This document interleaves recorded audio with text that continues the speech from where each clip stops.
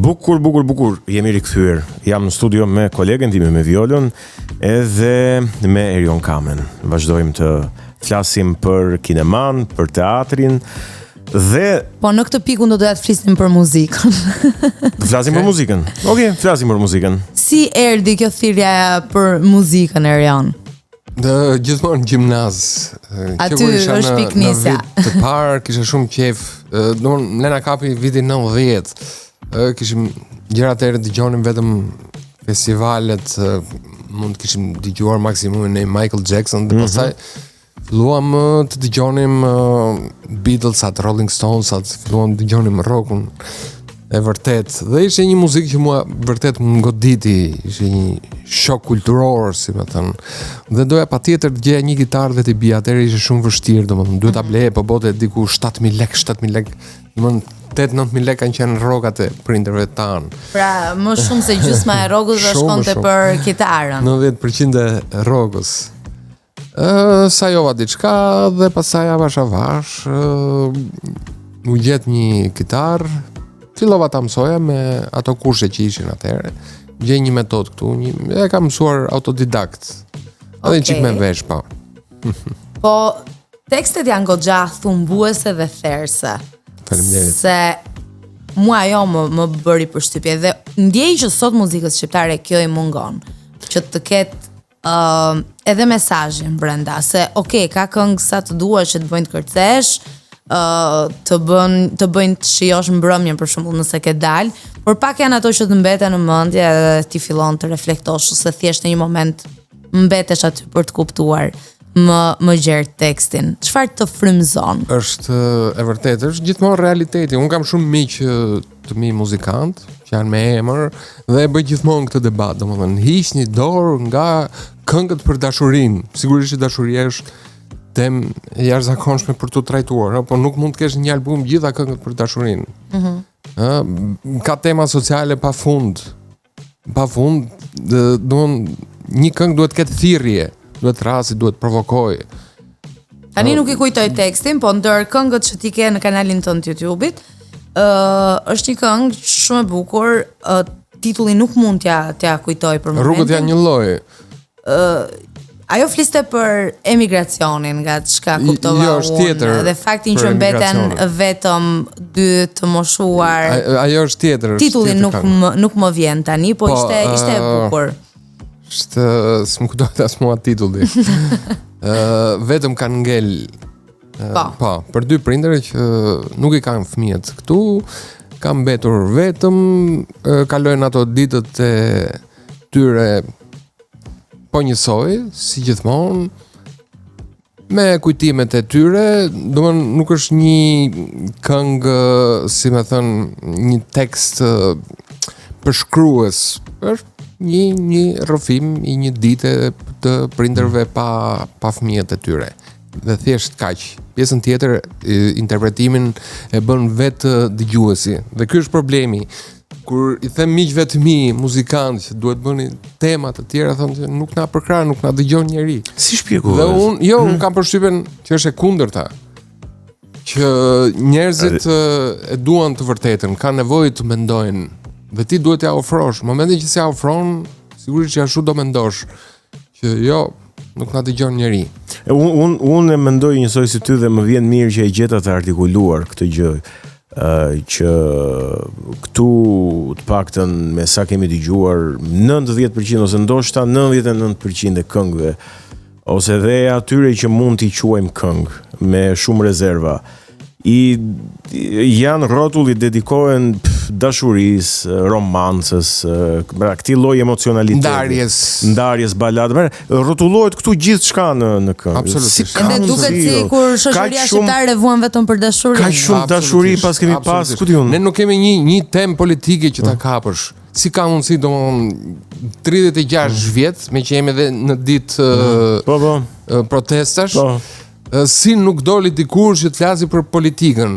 Kuptohet që nuk do flasi për njërin apo për tjetrin, jo me emra të përveçshëm. Me dukuri, po të flasi për bindjet politike që ka, për diçka që mund të bëhet më mirë, që kjo gjë është bërë keq.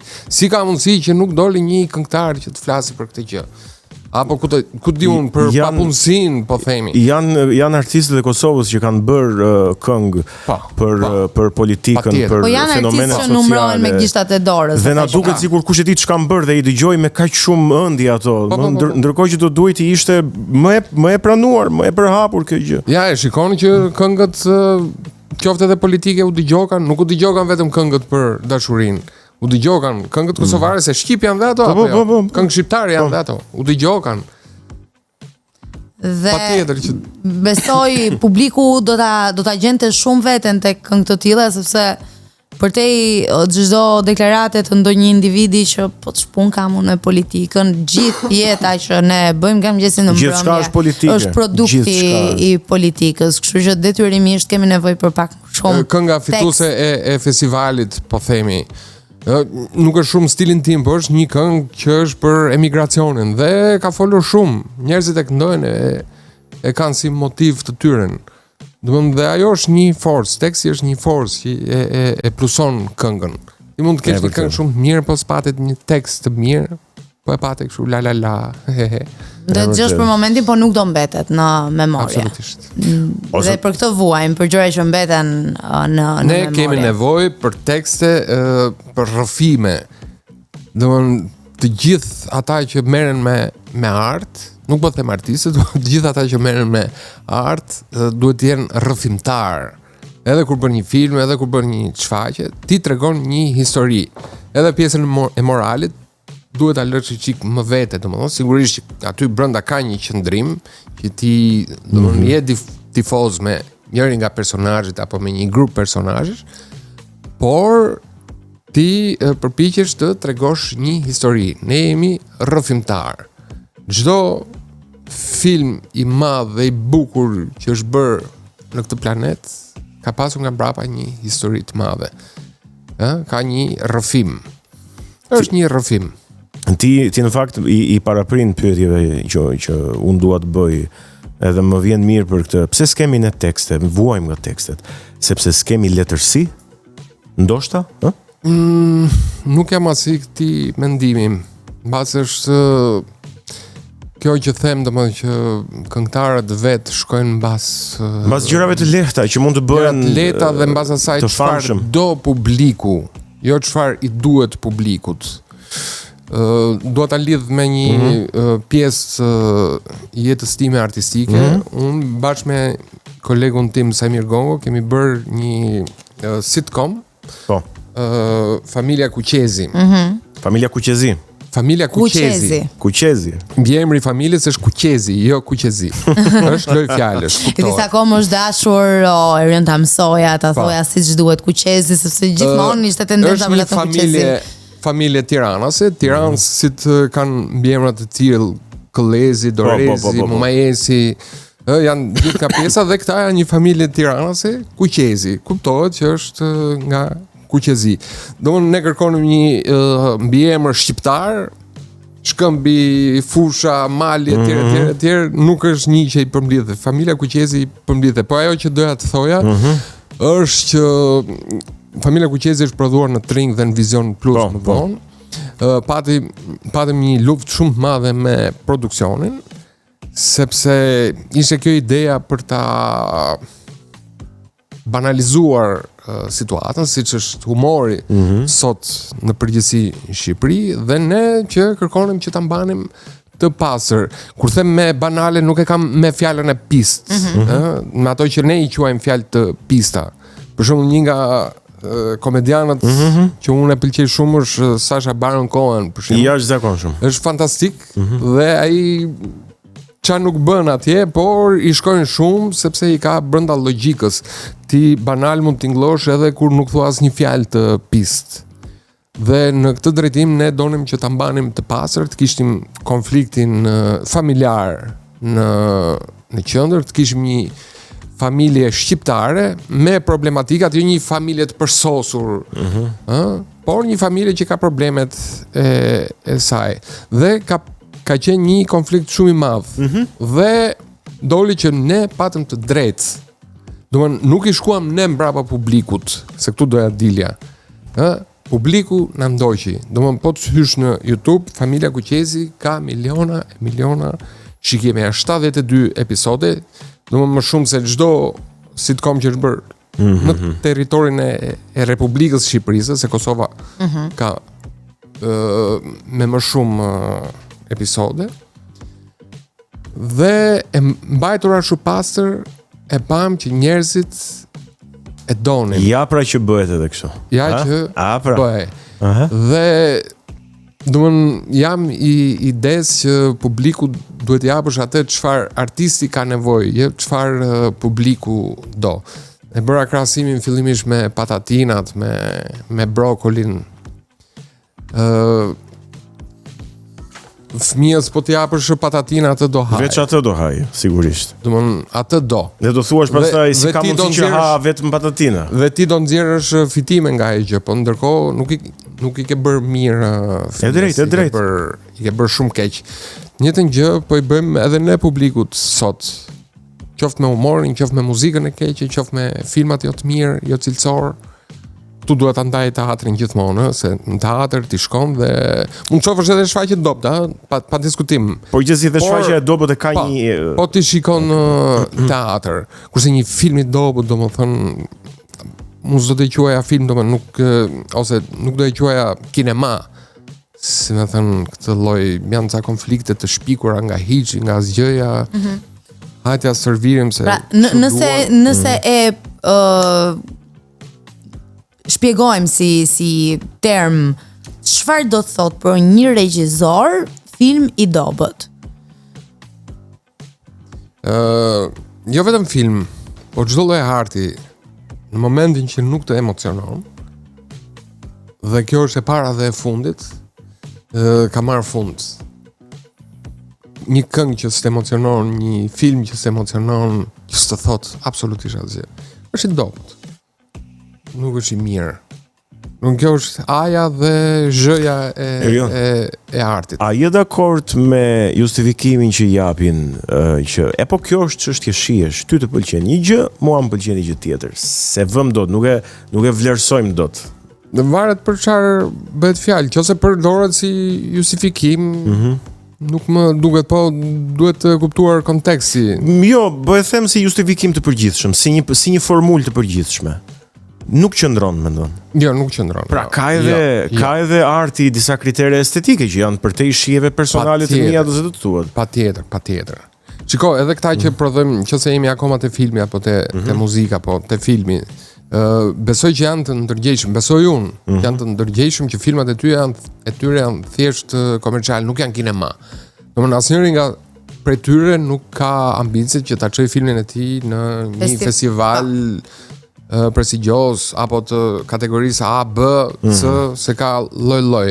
Ata duan të shfrytëzojnë këtë të ashtu quajtur treg shqiptar, të shfrytëzojnë, çesin këto patatinat, si më thon, se mbase po e banalizojnë ose nuk duhet të jem kaq. Jo, po ideja vjen e qartë ideja. Se nuk kam gjë, është një lloj tregu dhe ai, domethënë një lloj tregtie edhe ajo. Prodhojmë një film, shohim nevojat që ka tregu. Megjithatë, them që për artin duhet bë shumë kujdes. Nuk mund të shesësh çdo gjë. Ashtu siç nuk mund të shesësh edhe ushqimet. Nëse i ka kalu afati, nëse janë të shëndetshme, duhen bllokuar. Nëse janë brenda standardeve. Ka një fenomen tjetër që ndodh. Në art, domthonë nuk ka kush i vë këto kufij. Ka një fenomen tjetër që ndodh tani me filmin, pakto me ato filma që prodhohen këto vitet e fundit në Shqipëri, që janë një përpjekje dhe unë patjetër personalisht e vlerësoj. Që është ta shesësh filmin përmes imazheve publike, shumë të famshëm, shumë dashur nga publiku, duke i dhënë rolin e protagonistit, kur ndërkohë kemi shumë aktorë që mbase presin nga moment i moment kanë mundësinë të shfaqen në një produksion. Kjo është pjesë e menaxhimit asaj që folëm më përpara, domethënë. Ti shkon për të parë filan aktor apo filan aktore apo filan VIP, se si qëndron në film, po. Ndërkohë që nuk ka lidhje me aktrimin. Shiko, aktrimi është profesioni i vështirë. Është duhet të jesh shkencëtar që të bësh role të mira. Po. Kuptohet, jo me lapse me letër, siç bën një shkencëtar, por atë tekstin duhet ta studiosh dhe ti nxjerrësh lëngun jetësor, i themi neve. Ta bësh sa më jetësor, nuk është kaq e kollajt. Nuk mund të marrësh dikë nga rruga vetëm sepse ka disa klikime në Instagram dhe ti thuash hajde bëu aktor apo këta di unë. Ti shfrytëzosh imazhin. Po kjo është bërë diçka shumë e zakonshme. Një rol. Për mua nuk qëndron. Ka edhe diçka tjetër. Që po e ka prapë tek familja Kuqezi. Domthon edhe atje produksioni ngulmonte që neve duhet merrnim figura të njohura. Ne nuk ishim me këtë. Dhe i tham që është televizioni që e bën VIP-in, nuk e bën VIP-i televizionin. Se është bërë kjo, do më marrim një VIP që ka shumë se na jep klikime. Je ti. Dhe fakti tregoi që ne kishim 2 personazhe aty shumë të këndshëm që si njifte askush, 2 fëmijët e shtëpisë Fationi dhe Dora, të cilët ishin jashtëzakonisht aktorë shumë të mirë dhe po themi janë bërë të njohur nëpërmjet atyre roleve. Po të kishim marrë 2 të tjerë që thjesht kishin klikime, por nuk bënin dot ato 2 personazhe, edhe produkti ynë do ishte shumë i cunguar. Megjithatë është një këndvështrim, ata ashtu e shohin, duan të bëjnë tregtime. Atë gjë është një formulë. Edhe nuk kanë faj nga njëra anër, jo, sepse sot që të vazhdosh duhet shesësh së pari, pra të nxjerrësh fitime dhe të vazhdosh të bësh pjesën tjetër. Edhe po flasim për shumë episode që ju keni bërë me familjen Kuqezi. Do i vazhdoni apo? Jo, është ndërprer, ka 2 vjet që është në mos 3 tashmë, është ndërprer për fat keq, ndërprer për mungesë fondesh. Është kohë tjetër tashmë. Domethënë ne nuk po bëjmë më prodhime shqip, po quhen edhe këto biseda të studio që bëhen për politikën e ku ta di unë. Është gjë që duhet të ndryshojmë patjetër sepse vërtet po elmohemi nga këto bisedat e darkës. E drejt.